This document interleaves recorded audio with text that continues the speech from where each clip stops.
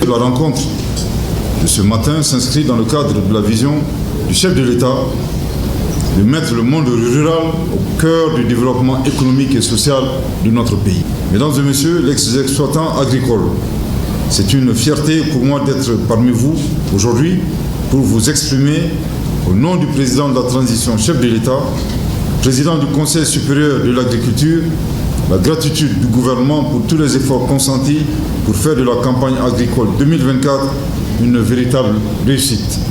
Malgré les difficultés et contraintes majeures qui ont émaillé la campagne écoulée, notamment les attaques de prédateurs et les inondations des parcelles dans certaines zones de production, les producteurs du secteur coton ont su faire preuve de résilience et de créativité en développant, entre autres, des solutions biologiques de lutte contre les insectes ravageurs de coton. Je les invite donc à redoubler d'efforts pour rehausser davantage la performance du secteur agricole et plus particulièrement la performance de la filière coton, pour maintenir notre position de leader de la production cotonnière en Afrique de l'Ouest. Selon le Premier ministre, la mise en œuvre des recommandations des assises nationales sur le coton permettra d'exprimer notre souveraineté dans le domaine de la filière coton et de prendre en main la CMDT. Pour garantir le développement durable, soutenu et harmonieux de notre système agricole, il faut nécessairement que l'ensemble des acteurs concernés s'engagent à la mise en œuvre coordonnée des actions de promotion agricole suivant le principe de synergie et de mutualité.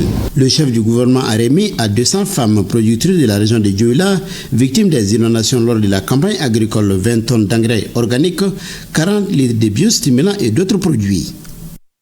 Toujours en 13e région, la visite du Premier ministre a été bouclée par une rencontre des cadres de la région. Le bitumage de certains axes routiers et l'obtention d'un hôpital régional sont autant de préoccupations évoquées hier dimanche par la gouverneure de Douila. À Baniko, le cadre a enregistré la présence des autorités administratives et politiques ainsi que les chefs des services régionaux, Moustapha Doumbia et Issa Ba. La réaffirmation du soutien de la population de la région de Dioula aux autorités de la transition est l'un des points clés abordés par la chef de l'exécutif régional à l'entame de cette conférence de cadres. Un point suivi par la présentation succincte de la 13e région administrative qui regorge d'énormes potentialités. La région administrative de Dioula compte 6 cercles, 13 arrondissements, 23 communes rurales et 364 villages, avec une population estimée à 760 681 habitants. La principale activité économique demeure l'agriculture, dominée par la cotonculture auprès de laquelle se développe celle des céréales sèches et autres spéculations qui assurent à la circonscription administrative une autosuffisance alimentaire. La riziculture et le maraîchage connaissent une expansion notoire grâce à l'aménagement des bas-fonds et certaines mares. Le commerce se développe essentiellement dans les grandes localités qui abritent les marchés hebdomadaires importants. L'élevage y est aussi pratiqué de façon traditionnelle et se développe de plus en plus avec l'embouche, la volaille et la pisciculture. Le cadre est des mieux indiqués pour évoquer certaines préoccupations régionales. La population du Baniko fonde un réel espoir sur la construction et le bitumage des axes routiers Dioila, Massigi, Koualé, Kébila, l'axe Fana, Nangola, Sorokoro, Beleko, Korodougou, l'axe Beleko, Mena, Kinya sur la RN11. La réalisation de ces infrastructures aura l'avantage de faciliter l'évacuation des productions locales. Certaines infrastructures de grandes envergures sont inexistantes à Dioila.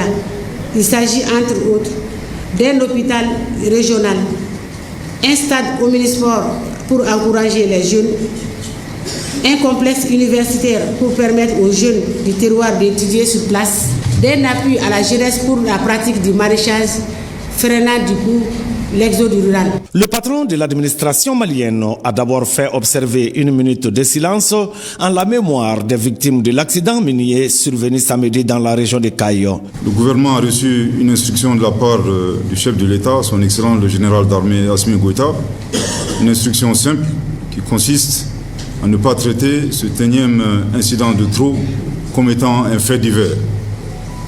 Donc vous pouvez être sûr que le gouvernement, sans état d'âme, ne faiblira point dans l'exécution de cette instruction. Le Premier ministre, ministre de l'administration territoriale et de la décentralisation, a insisté sur l'union sacrée des Maliens afin de relever les défis auxquels le pays fait face.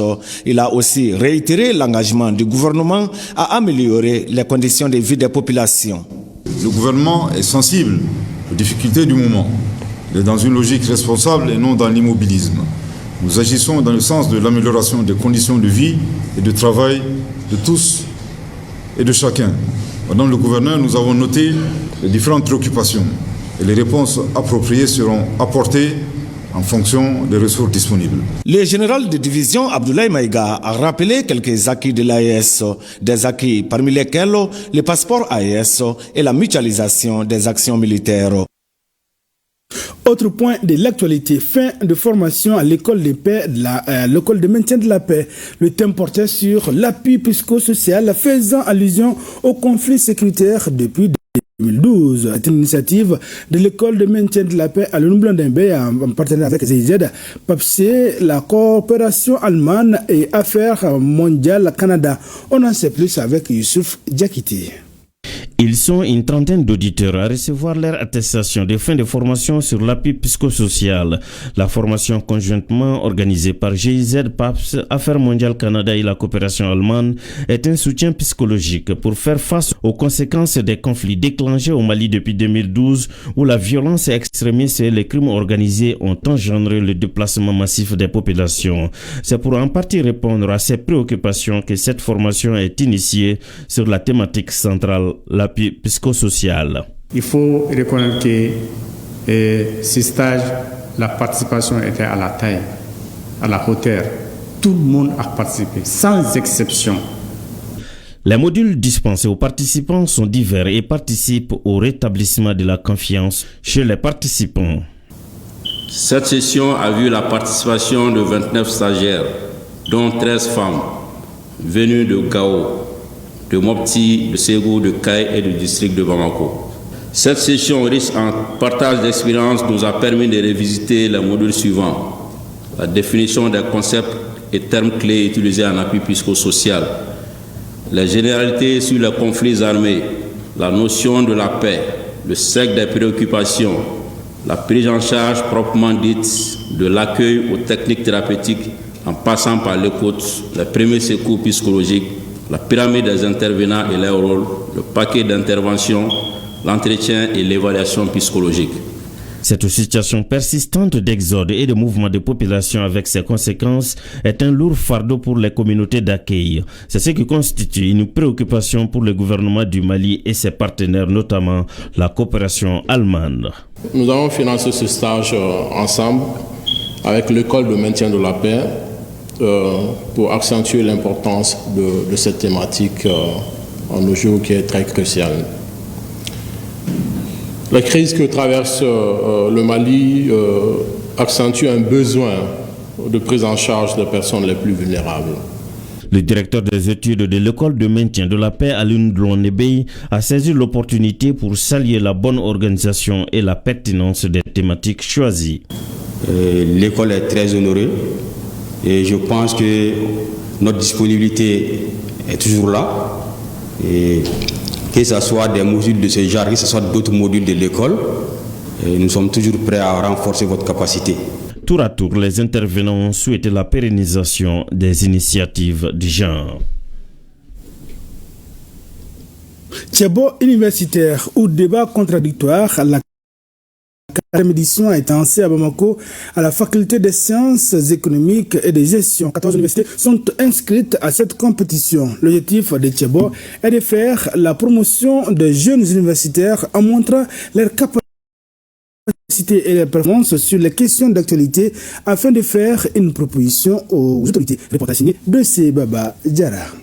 Cette compétition interuniversitaire est un véritable débat contradictoire engagé entre 14 équipes représentantes des universités, instituts et grandes écoles. À l'issue des débats, des équipes s'affrontent sur un thème choisi en élimination directe jusqu'à obtenir 8 équipes sur les 14.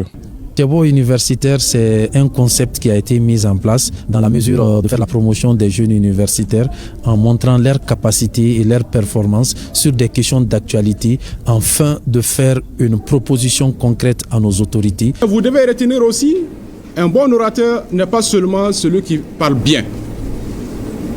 Il est celui qui écoute, qui capte l'attention, qui émeut et qui fait réfléchir.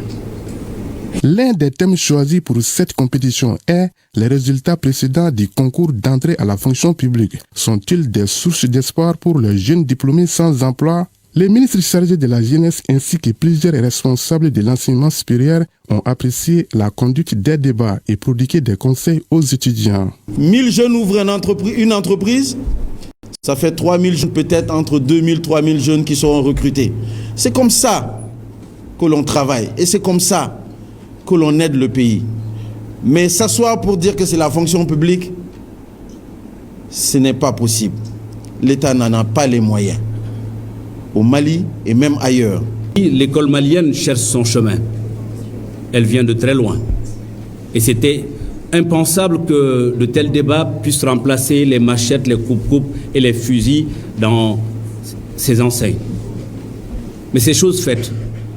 Au programme de cette compétition, les quarts de finale sont prévus pour le mois d'avril prochain qui opposeront les équipes de 8 universités. Institut africain de technologie et de management, ITMA, a célébré ce week-end ses promotions de licence et master en fin de cycle.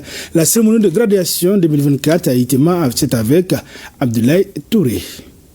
Le grand sourire qu'arborent les 88 diplômés de l'Institut africain de technologie et de management est largement évocateur. En effet, les étudiants de la 5e promotion viennent de terminer leur cycle. Au fil des années, nous avons non seulement acquis des connaissances académiques, mais nous avons également forgé des amitiés durables et appris des leçons de vie précieuses. Alors que nous nous apprêtons à quitter cette institution, je tiens à remercier nos enseignants pour leur patience et leur bienveillance, ainsi que nos familles pour leur soutien inconditionnel. À partir de maintenant, le monde s'ouvre à nous. Ayant soif d'apprendre et de progresser, je nous souhaite à tous un avenir brillant. Félicitations à nous, la promotion de 2024. Merci. Le diplôme est la reconnaissance de vos compétences, a expliqué la directrice générale de l'établissement. Chers diplômés, aujourd'hui marque l'aboutissement de plusieurs années de travail, de persévérance dans l'effort et parfois de sacrifice. Chers jeunes, recevoir votre diplôme n'est pas seulement une récompense, c'est aussi la reconnaissance des compétences, des savoir-faire que vous avez développés tout au long de votre parcours dans notre institution. C'est aussi une responsabilité, un engagement que vous prenez. Cette 5e promotion de ITMA porte le nom de Dr Mahamadou Tahir Touré, opportunité pour le parrain de prodiguer des conseils aux nouveaux récipiendaires. Chers diplômés, l'apprentissage ne s'arrête pas à l'obtention d'un diplôme. Bien au contraire, la vie active est un processus continu qui vous accompagnera tout au long de votre parcours professionnel, social et personnel. Et l'histoire nous enseigne que les grandes réussites sont le fruit de ceux qui n'ont jamais cessé d'apprendre. Le monde qui vous attend est exigeant et implacablement concurrentiel. Il est aussi rempli de possibilités. Faites preuve de détermination, d'intégrité et de passion dans tout ce que vous entreprenez. Pour davantage agrémenter cette cérémonie de graduation, le public a eu droit à la prestation de l'ensemble instrumental du Mali. Un reportage signé à lui, Abdoulaye Touré. Sauvegarder l'unité de la communauté tidjania et faire face aux défis du moment, c'est la thématique au centre des discussions de la 3e rencontre des Cheikhout Cheikh de la Tarika Tidjania du Mali, une initiative du Conseil fédéral national de la Tidjania au Mali, COFENAT. Le compte rendu est signé Hawa Adama Koulibaly. Les adeptes de Cheikh Ahmed Tidjani se retrouvent pour la 3e fois. Venus des régions, ils sont 50 califes et mukaddam, en plus des membres du bureau exécutif du Prophénat, à se concerter sur 2 points essentiels. Premièrement, comment renforcer l'unité des musulmans et surtout l'unité des Tidjaniades au Mali. Deuxièmement, quels sont les défis que les musulmans au Mali et surtout les Tidjaniens au Mali affrontent aujourd'hui. Parmi ces défis, on peut citer les innovations apportées par d'aucuns et les incompréhensions quant à la bonne pratique de la religion. Le plus pressant est tout autre. Ka ɲɔgɔn sira taama fo ka se dan na ka ɲɔgɔn kungo kɛ ka se ka rencontre baw kɛ rencontre ba minnu n'a bɛ kɛ sababu ye tiɲɛniya yɛrɛ bɛ faamuya kosɛbɛ.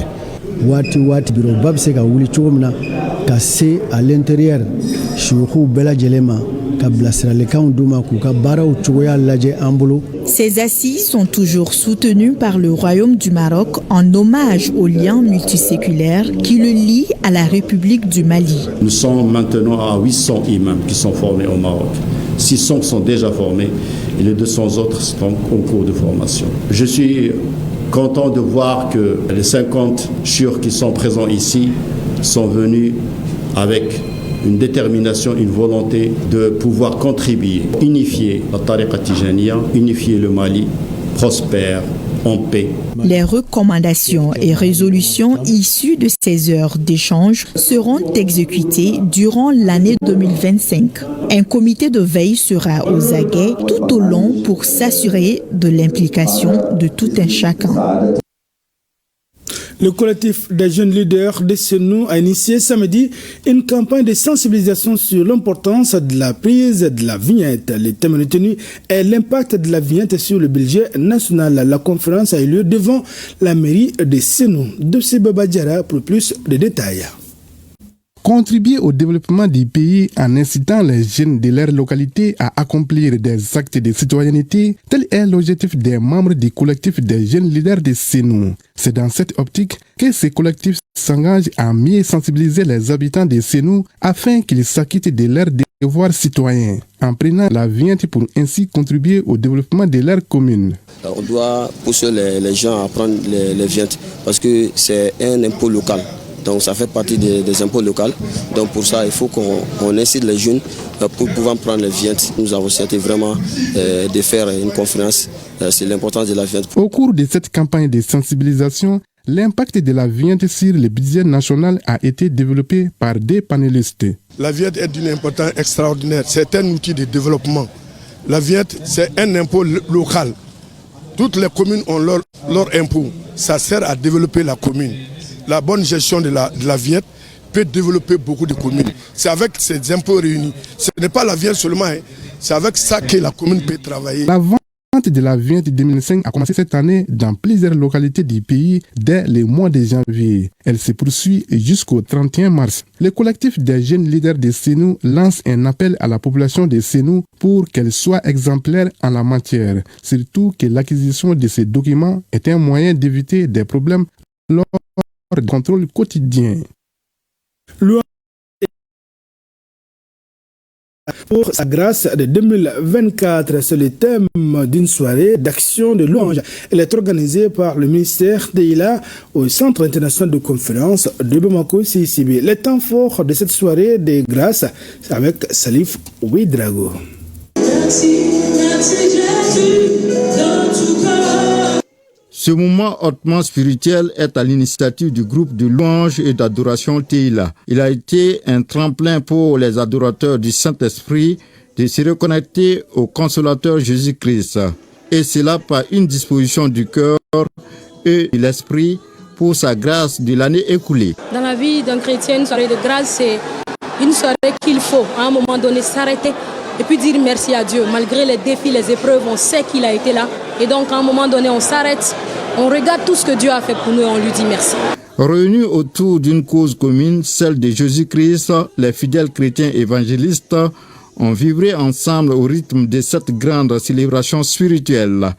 Louanges, adorations, prières intenses de proclamation et recommandations ont été les autres temps forts de cette soirée spirituelle du ministère Teila. Le but de cette association, c'est de venir en aide aux personnes vulnérables, surtout les enfants qui sont dans la rue et aux mères aussi qui sont dans le besoin. Et surtout les enfants scolarisés mais qui n'ont pas les moyens de se payer les kits scolaires pour aller à l'école et tout ce qui va avec. Cette soirée de grâce a une fois de plus permis aux participants de vivre des moments de profonde retrouvailles fraternelles et d'une pure adoration. C'est un moment de joie, ça peut aider la jeunesse chrétienne à avancer encore plus avec Jésus, à plus comprendre la vision de Teila, qui est d'enseigner les gens sur la louange et l'adoration. L'événement a été marqué par des chants captivants, parfaitement exécutés et orchestrés par le groupe Teila, dont la prestation a été un véritable moment de grâce.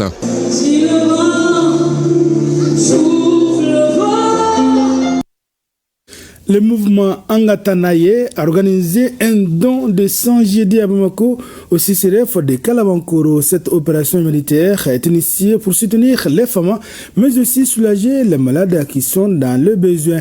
Les détails de cette journée de don de sang au CCRF de Kalabankoro, c'est avec Kassim Diallo. Contribuer aux efforts de guerre et soutenir de façon générale les malades, voilà les motivations de cette journée de collecte de sang initiée par le mouvement Angataganaye. Une manière de contribuer aux efforts des forces de défense et de sécurité dans la lutte contre le terrorisme et le combat pour la souveraineté du Mali. C'est un geste de citoyenneté, de patriotisme tout court, parce que le sang ne se monnaie pas, le sang ne s'achète pas. Et donc nous avons initié vraiment une mobilisation à la base afin vraiment de susciter un élan de solidarité à l'endroit des forces armées en particulier, mais de la population tout court parce que le besoin de sang est incontournable et donc il faudrait qu'on puisse faire un geste dans ce sens. Donc ce qui peut mobiliser financièrement, matériellement, moralement et finalement physiquement vraiment pour vraiment soutenir nos forces armées et puis soutenir le développement communautaire. L'objectif est d'apporter une assistance aux militaires blessés sur le front et d'autres malades. Un geste humanitaire bien apprécié par le coordinateur de la banque de sang. Nous, on veut qu'on sorte pour aller prendre le sang en dehors du centre. Cela veut dire des collectes mobiles, des accès beaucoup sur les collectes mobiles. Ça évite à ce que vraiment il y aura pénurie de sang. Parce que maintenant, auparavant, les gens venaient chercher du sang au moment où ils en ont besoin avec les malades. Donc, au lieu d'aller chercher des personnes pour qu'ils puissent donner, ça a des problèmes souvent. Alors que s'il y a beaucoup de collectes mobiles, on peut garder quelques stocks. Au cas de besoin, directement, on peut les donner. Donc, des initiatives comme ça, vraiment, nous, on est là à saluer beaucoup. Parce qu'il s'agit d'une question très importante. Cette question, c'est le sang. Donner du sang, vraiment, c'est donner la vie. Parce que le sang est irremplaçable. Le sang est une denrée précieuse. On ne peut pas l'acheter. Les poches de sang collectées seront mises à la disposition de la banque de sang. L'ONG Inalata au secours des victimes des inondations de la région de Tombouctou. L'organisation a mis à la disposition des familles concernées quelques sacs de riz et des bidons d'huile. Saloum Konati. Elles sont 50 familles victimes des inondations à bénéficier des kits alimentaires. Composé de sacs de riz et d'huile, ce geste humanitaire de l'ONG Inalata vise à redonner le sourire aux familles touchées par les inondations dans la région de Tombouctou. Voilà, donc les bénéficiaires, nous remercions les membres de l'ONG. C'est un geste noble, que Dieu protège notre pays. Selon le coordinateur, l'ONG Inalata intervient dans plusieurs localités du Nord, notamment Gao, Meneka et Kidal. Ce geste a été fait sur fonds propres même de l'ONG pour insister les gens par rapport à la pauvreté, par rapport au mois du carême qui arrive, affectés par les inondations. Parce que les gens sont trop fatigués. C'est pourquoi on a fait ces 6 gestes en attendant que les partenaires réagissent. On ne peut que les remercier. On prie Dieu pour que ces ONG puissent avoir beaucoup afin de les accompagner. Créée depuis 2021, l'ONG Inalata s'est fixé comme objectif de répondre aux besoins urgents des populations vulnérables. Ils appellent également d'autres organisations à entreprendre cette démarche. Mesdames, messieurs, c'est la fin de ce journal. Merci d'avoir été de notre. À demain, Inch'Allah, même heure, même plateau pour d'autres informations.